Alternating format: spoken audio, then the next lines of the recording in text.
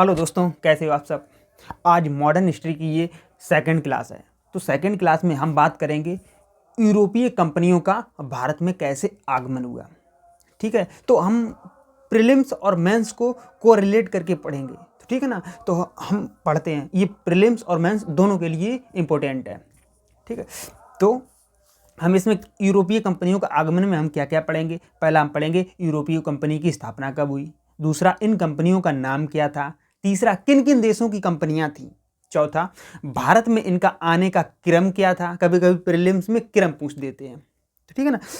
पांचवा, भारत से इनका जाने का क्रम क्या था। और छठा, भारत के किन किन क्षेत्रों में इनके द्वारा फैक्ट्री की स्थापना की गई। तो ये एक कहानी है। एक था ऑटोमन साम्राज्य, इस्लाम धर्म को मानने वाले थे। ऑटोमन मध्य एशिया में था, ठीक है ना। और एक था रोमन साम्राज्य। रोमन साम्राज्य में दो भाग, एक पूर्वी साम्राज्य, एक पश्चिमी साम्राज्य। तो पूर्वी साम्राज्य की राजधानी थी कस्तुनतुनिया, और पश्चिमी साम्राज्य, रोमन साम्राज्य को पश्चिमी साम्राज्य था, उसकी राजधानी थी रोम। और यहाँ ईसाईयत धर्म की बोलबाला था। तो ठीक है, तो 1453 का युद्ध हुआ, इसे धर्म युद्ध का संज्ञा दी गई। और इसमें क्या हुआ, कस्तुनतुनिया का पतन हुआ। ये धर्म युद्ध था। और धर्म युद्ध की संज्ञा किसने दी थी, ये फ्रूसेड ने इसकी संज्ञा दी थी, अर्थात इस्लाम ने ईसाईयत को परास्त किया। तो भारत के व्यापारी जो थे वो कस्तुनतुनिया तक व्यापार करते थे। ये व्यापारी केंद्र था।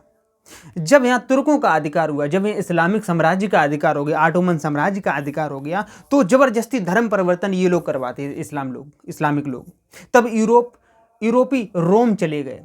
तब यूरोपी जो थे वो रोम, जो रोमन साम्राज्य का पश्चिमी राजधानी थी जो रोम, वहां चले गए यूरोपी सारे। कस्तुनतुनिया को छोड़ दिया, पूर्वी साम्राज्य को। तो ये मसालों की मांग थी, यानी काली मिर्च, जिसको ये एवन फ्री कहते थे यूरोपी, ये यहाँ डिमांड थी। जो कि जब कस्तुनतुनिया का पतन हुआ, जब इस्लामिक ने उसको जीता धर्म युद्ध में, तो वो लोग भारत में व्यापार करने वो नहीं आ पाते थे, और ना भारतीय वहाँ व्यापार करने जाते थे, ना बेचने जाते थे। तो ये बाधा हो गई। तो क्या हुआ, तब यूरोप के छोटे देशों ने नए मार्ग की खोज प्रारंभ की भारत के लिए। तो नए मार्ग की खोज में पहले पुर्तगाल का राजकुमार हेनरी नेविगेटर था, जो चला अफ्रीका के तट पर आया, पर पहुंचा नहीं। अफ्रीका के तट तक पहुंचा, लेकिन वो वहीं से वापस लौट गया। फिर उसके बाद आया बार्थोलोमियो डियास, ये अफ्रीका के निचले तट पर आया था, पर ये भी नहीं पहुंच पाया। और फिर तीसरा आया वास्को डी गामा, इसी मार्ग को फॉलो करते हुए आया था, जो बार्थोलोमियो डियास या पुर्तगाल का राजकुमार हेनरी नेविगेटर ने जो मार्ग फॉलो किया, उसी को वास्को डी गामा फॉलो करते आया हुआ था। जहां रास्ते पर अब्दुल मनीद नाम का एक गुजराती व्यापारी मिला, जिसके सहारे वह कालीकट पहुंचा। कब पहुंचा, 1498 में। कालीकट का शासक कौन था, तो कालीकट का शासक था जमोरिन। जमोरिन ने ही इसका सपोर्ट किया था, वास्को डी गामा का, और इसको व्यापार करने दिया।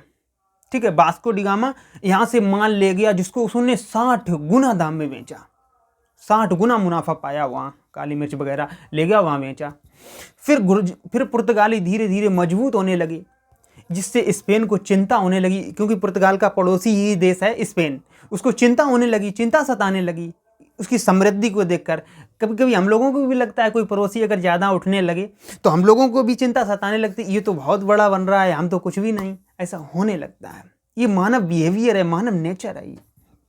तो ठीक है, फिर स्पेन ने कोलंबस को भेजा। तो फिर प्रतिद्वंदी चलने लगी पुर्तगाल और स्पेन की। तो स्पेन ने व्यापारिक मार्ग खोज करने के लिए भेजा, तो भारत के लिए था, लेकिन कोलंबस कहाँ पहुंचा, वो भारत ना पहुंचकर वेस्ट इंडीज पहुंचा। बाद में पता चला कि ये नया देश है, नई दुनिया की खोज की, जो अमेरिका कहलाया बाद में। अब जैसे यूरोपीय कंपनियां के बारे में जानते हैं, पूर्व के देश के साथ व्यापार के लिए स्थापित की गई थी ये कंपनियां। पूर्वी देशों के साथ व्यापार के लिए स्थापित की गई थी ये कंपनियां। पहली थी एस्तादो दा इंडिया, ये कहाँ की थी, पुर्तगाल की। कब स्थापना हुई थी, 1498 में ये स्थापित हुई थी है। फिर दूसरी है ईस्ट इंडिया कंपनी, ये कहाँ की है, ब्रिटेन की। ये 1599 में स्थापित होती है, ठीक है ना। फिर तीसरी है वेरिंगदे ओदसे इंडसे कंपनी, ये हॉलैंड की है, डचों की है, ये 1602 में इसकी स्थापना होती है। फिर चौथी कंपनी है डेन ईस्ट इंडिया कंपनी, ये डेनमार्क की है, यानी नीदरलैंड, डेनमार्क नीदरलैंड, इसको डच कहते, डेन कहते, डेन। 1616 में इसकी स्थापना हुई थी, ठीक है ना। और फिर पांचवी कंपनी है कंपनी देश इंडसे ओरिएंटलेस, ये फ्रांसीसी कंपनी है, इसकी स्थापना हुई थी 1664 में। तो स्थापित होने का क्रम हम देखते हैं, पहले पुर्तगाली 1498, दूसरी ब्रिटिश 1599, तीसरी 1602 में डचों की, और चौथी डेनमार्क की यानी नीदरलैंड की। तो डेनमार्क 1616 में और पांचवी फ्रांसीसी 1664 में। ये कंपनियों का क्रम बहुत ही इंपॉर्टेंट है, ध्यान में रखो। यूरोपीय कंपनियों का भारत आने का क्रम और जाने का क्रम हम जानेंगे। तो पहले आने का क्रम देखते हैं। तो पहले कौन सी कंपनी आई भारत में? पुर्तगाली 1498 में। दूसरी कौन सी आई? डच 1605 में। तीसरी ब्रिटिश 1608 में। चौथी डेन यानी नीदरलैंड की, तो वो कब आई? 1620 में। और पांचवी फ्रांसीसी 1668 में। ये भारत आई। अब इनका जाने का, भारत से जाने का क्रम देखते हैं हम। तो पहली डेन 1755 में ये वापस चली गई थी। फिर दूसरी है डच 1759 में, ये वेदरा का युद्ध में अंग्रेज से हार के वापस चले गए थे। फिर तीसरे अंग्रेज ब्रिटिश, ये 1947 में चले गए थे। फिर चौथे फ्रांसीसी 1954 में गए थे भारत से। फिर पांचवें पुर्तगाली, जो सबसे बाद में गए वो पुर्तगाली 1962 में। तो सबसे पहले भारत से कौन गए थे? डेन, दूसरे डच, तीसरे अंग्रेज, चौथे फ्रांसीसी और पांचवें पुर्तगाली, जो सबसे पहले आए और सबसे बाद में पुर्तगाली ही गए। सबसे पहले ही पुर्तगाली भारत में आए और सबसे बाद में भी पुर्तगाली ही भारत से गए। तो स्थल मार्ग से आने वाला प्रथम अंग्रेज कौन था? ये था जॉन मिल्डेन हॉल, प्रथम अंग्रेज था। ये जलमार्ग से भारत आया था, ठीक है। ये एलिजाबेथ, जो रानी एलिजाबेथ प्रथम थी, उसका ये दूत था।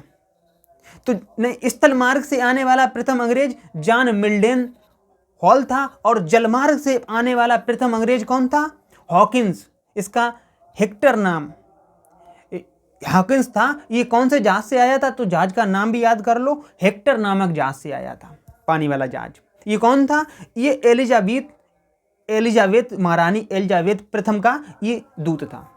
ये क्यों आया था? ये सूरत आया था गुजरात तट पर व्यापार के लिए, और ये अकबर के नाम से पत्र लाया था। तो अकबर की उस समय मृत्यु हो गई थी, इन लोगों को पता ही नहीं था। तो जहांगीर के दरबार में ये आया था अकबर के नाम का पत्र लेकर। कौन? हॉकिंस। और कहाँ से आया? स्थल मार्ग से।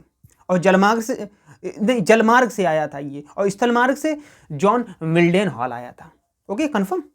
अब हम देखते हैं भारत में फैक्ट्री की स्थापना। अब भारत में फैक्ट्री की स्थापना कैसे होती है, कब कब कैसे क्रम है, ये भी हमें याद रखना है। तो पुर्तगाल में पुर्तगाल ने 3 फैक्ट्री स्थापित की। पहली की कोचीन में 1503 में, फिर दूसरी कन्नूर में 1503 में, फिर तीसरी गोवा में 1510 में। फिर ब्रिटिशों ने की स्थापित सूरत में, ठीक है ना, सूरत में 1608 में। अस्थायी रूप से थी, ये स्थायी नहीं थी। फिर जहांगीर ने पुर्तगालियों के भड़काने पर इसको भगा दिया था, ठीक है ना। तो 1608 वाली नहीं मानी जाएगी। 1613 में फिर से स्थापित की गई वही सूरत वाली, फिर से 1608 में इनको भगा दिया गया था, फिर से सूरत में वही जगह फिर से स्थापित की 1613 में, ठीक है ना। तो फर्स्ट ब्रिटिश कंपनी कौन सी थी जो स्थायी रूप से थी? वो थी मसूलीपट्टनम 1611 में, और सेकंड फिर से वही सूरत में 1613 में स्थापित हो गई थी। अब डच हॉलैंड, इनकी थी फैक्ट्री मसूलीपट्टनम में 1605 में स्थापित हुई थी। फिर डेन की त्रावणकोर में 1620 में, फ्रांसीसी की सूरत में 1668 में, और मसूलीपट्टनम 1669 में, और मद्रास सेंथा में 1672 में। ये फ्रांसीसियों की थी कंपनियां, ठीक है। अब देखिए मालाबार तट या केरल में पहले कौन? पुर्तगाली पहुंचे कालीकट बंदरगाह पर, जहां इन्होंने मसाले का व्यापार करते थे, तो और कारोल मंडल तट पर ये डच आए थे, ये वस्त्र व्यापार करते थे। ये तमिलनाडु साइड का इलाका है, चेन्नई वगैरह का यहाँ। तो ठीक है, पुर्तगाली को डच हराते हैं, तो पुर्तगालियों को डच हरा देते हैं और डचों को ब्रिटिश हराते हैं। बाद में ये डच इंडोनेशिया में चले जाते हैं, जहाँ ये साम्राज्य स्थापित करते हैं। और तो बच जाते हैं फ्रांसीसी और अंग्रेज। इनकी बहुत लंबी लड़ाई के बाद अंग्रेज जीतते हैं और अंग्रेजों को भारत को उपनिवेशवाद बनाते हैं। अब फैक्ट्री क्या थी? ये व्यापारिक केंद्र था, कारखाना था, बस्ती थी जहाँ सामान रखते थे। ये भंडारगिरी था जहाँ सुरक्षा के लिए दुर्ग या किले बनवाते थे कि कोई आक्रमण ना कर दे। व्यापारियों का ये निवास स्थान होता था, इसको निवास स्थान भी कहते थे फैक्ट्री को। ठीक है, तो बंगाल एकमात्र ऐसा क्षेत्र था जहां सभी यूरोपीय कंपनियों की फैक्ट्री स्थापित थी। अंग्रेजों की कहाँ थी? फोर्ट विलियम कलकत्ता में, और डचों की चिंसुरा में, ये बंगाल के ही शहर हैं। और डेनों की श्रीरामपुर यानी श्रीरामपुर में थी डेनों की। और पुर्तगालियों की हुगली और फ्रांसीसी की चंद्रनगर में स्थापित थी कंपनी फैक्ट्री। अब हम क्लास तीसरी देखते हैं। आज के लिए इतना ही, ठीक है। अगर समझ में आया हो तो और भी प्रैक्टिस करिए और अपने गोल की तरफ पूर्णता लगे रहिए, क्योंकि गोल ही वो चीज़ है जो हमको जीवन का उद्देश्य सिखाती है। इसीलिए अपने गोल को नहीं छोड़ना है, किसी भी कीमत पर नहीं छोड़ना है। धन्यवाद।